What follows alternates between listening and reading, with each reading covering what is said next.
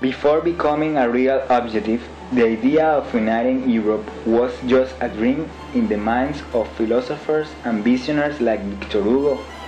In fact, European Union is a unique partnership between 27 countries that for hundreds of years were military enemies and economic competitors.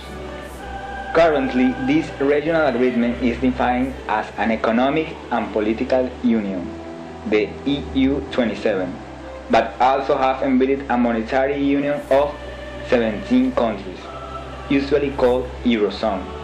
However, the European Union is perhaps the most advanced example of economic and political integration, so understanding its evolution is a necessary part on the study of global integration. The official birth of the current European Union was in April 18, 1951.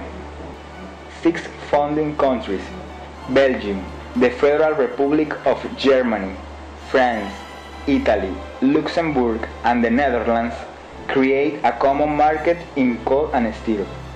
The idea was to secure peace between Europe's nations after World War II. In March 25, 1957, with the Treaty of Rome, the 6 countries built an European Economic Community based on a wider common market, and the European Union was on course for its most spectacular achievement yet, creating a single currency. The euro was introduced for non-cash transactions in 1999, while notes and coins started to circulate 3 years later in 2002 in the 12 countries of the euro area. The biggest expansion took place in 2004 with the introduction of countries as Czech Republic, Hungary, Poland, and Slovakia, Estonia, Latvia, and Lithuania, Slovenia, and 2 Mediterranean countries, Cyprus and Malta. The external sector in the European Union including the 27 countries. European Union, with a total population around 500,000 of people, had a GDP near to $18 million in 2011. According to the World Trade Organization, the European Union is in first place on the ranking of global commerce, excluding the intra-bloc commerce. It also had the 14.86% of the world's total export of goods and the 16.17% of the world's total imports of goods in 2011. Regarding to services, European Union had the 24.73% of world total exports in 2011. In terms of value, total bloc trade in goods increased between 2005 and 2010, despite falls in 2009 in line with the global financial and economic trends. Total Union export of goods increased by 18.9% and imports by 19.3%. There was a negative trade balance every year. In 2010, it was minus $108,913 million. The total value of the Union trade in goods increased by 19.1% from 6.6 trillion euros in 2005 to 7.9 trillion euros in 2010. The internal market share of the total Union trade in goods was 63.7% in 2010. Between 2005 and 2010, this share fell by 2.4 percentage points.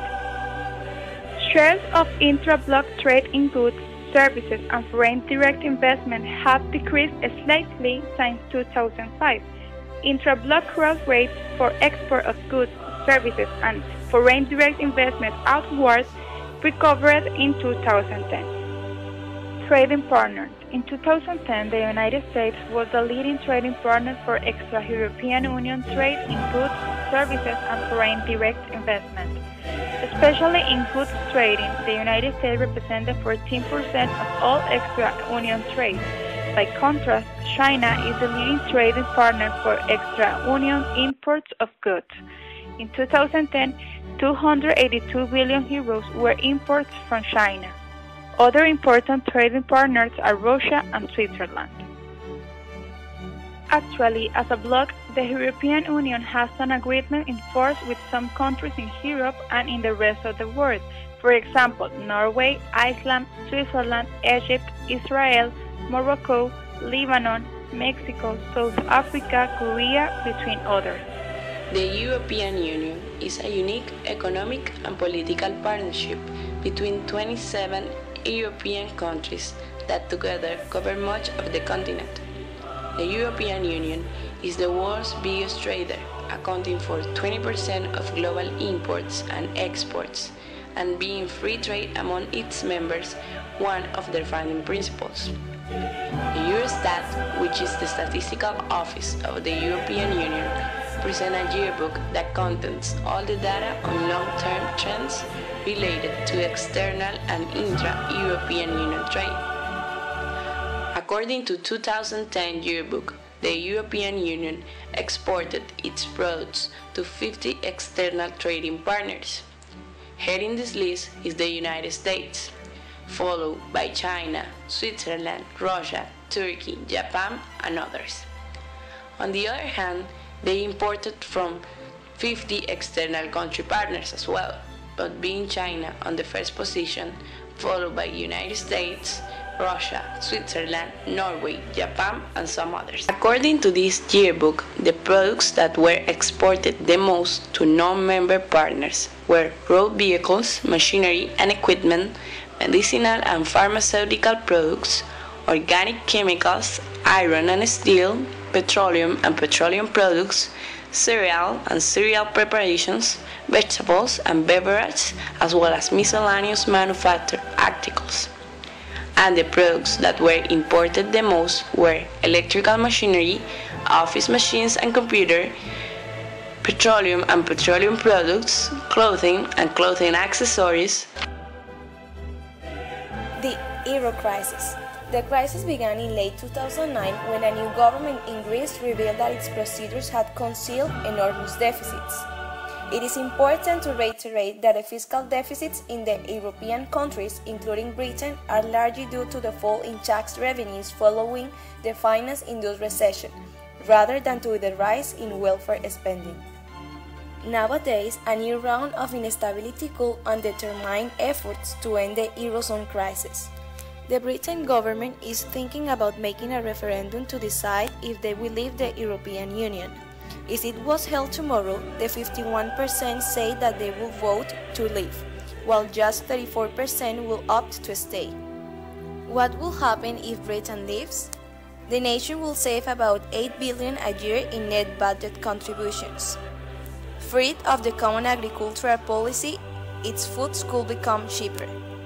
If it pulled out from the single market, it could do away with annoying labor directives. The city will not have to worry so much about a financial transaction tax and creeping European finance rules. But it also will have to renegotiate dozens of bilateral trade deals from a much weaker position that it enjoyed as a member of the European Union.